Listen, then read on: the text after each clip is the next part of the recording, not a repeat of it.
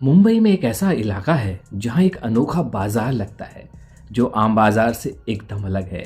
यहाँ पुरुषों को बेचा जाता है, लेकिन उस तरह से नहीं जैसा आप सोच सकते हैं।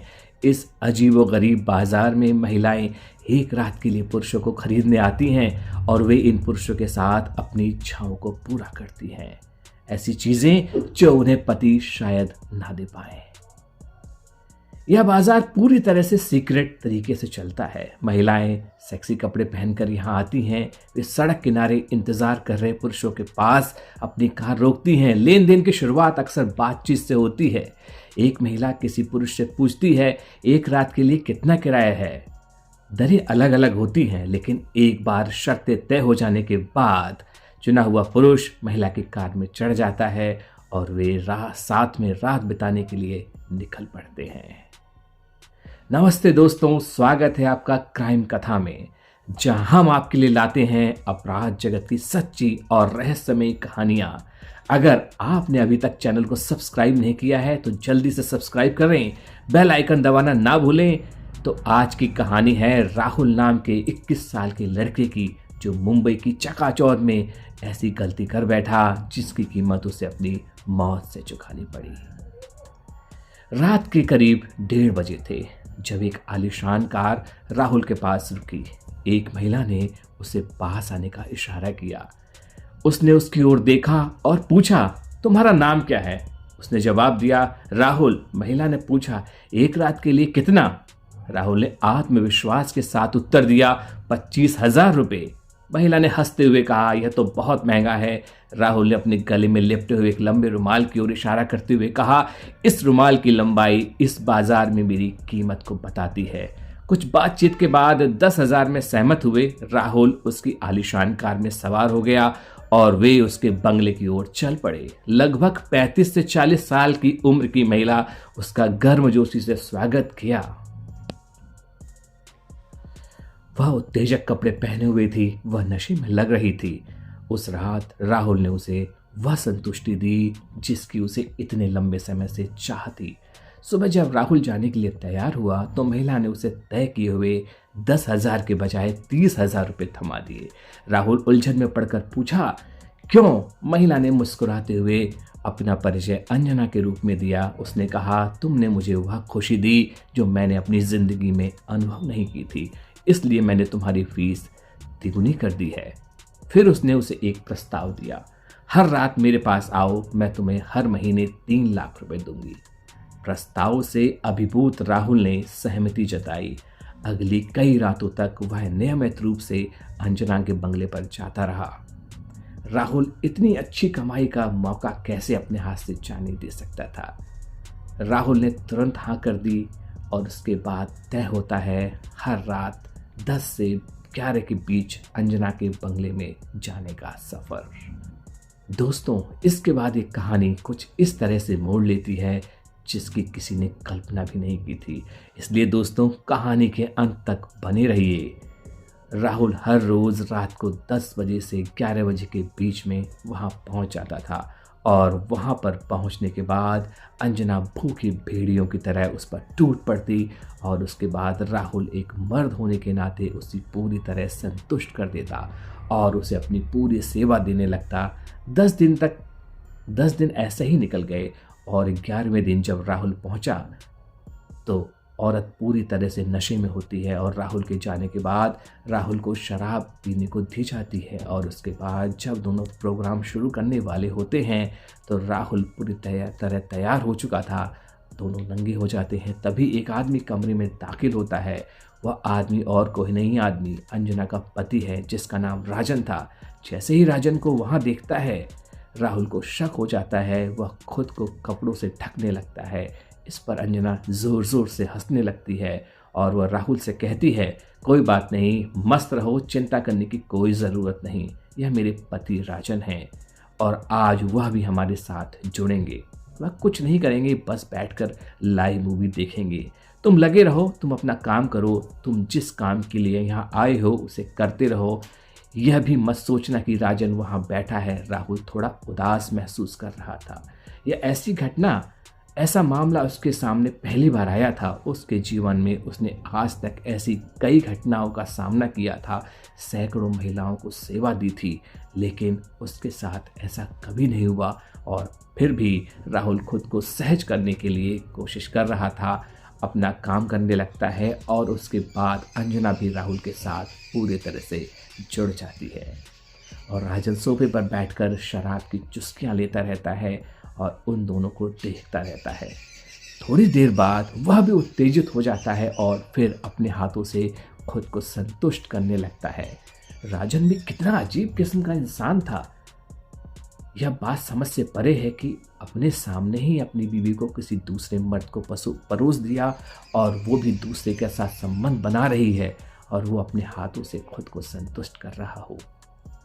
अब यह रात कैसे ही गुजर जाती है, अब 8 से 10 दिन का कैसे गुजर जाते हैं पता ही नहीं चलता। एक दिन अंजना राहुल से कहती है कि अब हम लोग कहीं हिल स्टेशन घूमने निकलेंगे और अब तुमको भी हमारे साथ वहाँ जाना है। अब हम तुम्हारी सर्विस वहाँ भी लेंगे। अंजना मुस्कुराते हुए बोली। अब राहुल को क्या दिक्कत थी, वह भी खुश हो गया क्योंकि उसको तो पैसे मिल ही रहे थे। प्लानिंग होती है कि तीनों लोग लोनावला जाएंगे और कार से जाएंगे। वहाँ जाकर एक आलीशान 5 स्टार रिजॉर्ट बुक हो जाता है, कमरा बुक हो जाता है और वहाँ ये लोग रहते हैं आराम से। और काम बदस्तूर जारी है। जिस तरह मुंबई में इनका काम चल रहा था उसी तरह यह लोग लोनावला में भी अपना काम जारी रखते हैं। इस घटना को 1 महीना बीत चुका था और 1 महीना बीत जाने के बाद भी राहुल अभी तक अपने घर वापस नहीं गया था। उसके घर वाले और उसके दोस्त सब चिंतित हो गए थे। उन्होंने मीरा रोड थाने में इसकी गुमशुदगी की रिपोर्ट दर्ज कराई और पुलिस वालों ने जब उसकी लापता होने की शिकायत दर्ज की और जब वो उसके अपने स्तर पर उन्होंने जांच की तो राहुल के मोबाइल की जो आखिरी लोकेशन थी वो लोनावला में बताई गई और उसके बाद पिछले 18 दिनों से उसका फ़ोन स्विच ऑफ जा रहा था। अब उसके दोस्तों से पूछताछ की गई तो उनके दोस्त ने पुलिस को बताया कि राहुल इस प्रकार का काम करता था और एक महिला ने उसको 1 महीने के लिए बुक किया था और उसके बाद पिछले 20-22 दिनों से राहुल ने हमसे हमारी कोई भी मुलाकात नहीं हुई। हम सोच रहे थे कि राहुल अपनी नौकरी पर गया है। पुलिस के सामने यह पहले ही अजीब मामला था क्योंकि ऐसे लोग छिपकर काम करते हैं, ऐसे मामले में पुलिस के सामने नहीं आते।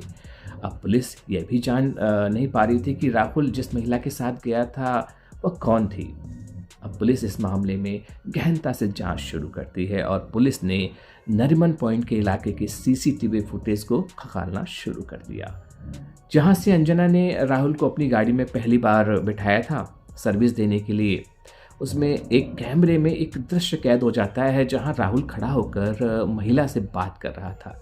कार के बाहर से और महिला के अंदर से उसे बातचीत कर रहा था।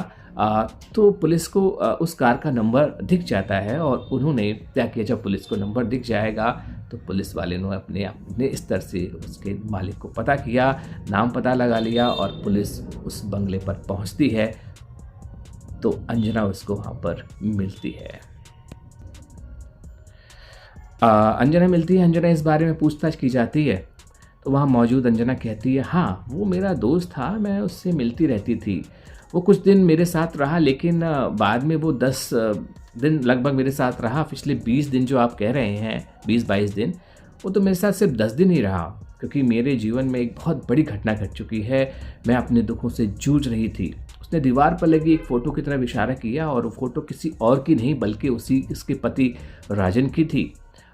उसने बताया कि उसके पति की मौत ज़्यादा शराब पीने से हो गई।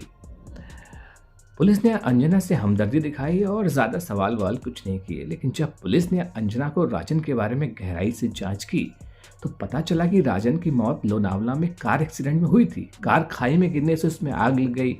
राजन के पास 20 करोड़ का बीमा की पॉलिसी थी जो अंजना को मिल गई। अंजना को अपने पति की मौत पर बंगला मिला था और अब अंजना उस बंगले में अकेले रह रही थी।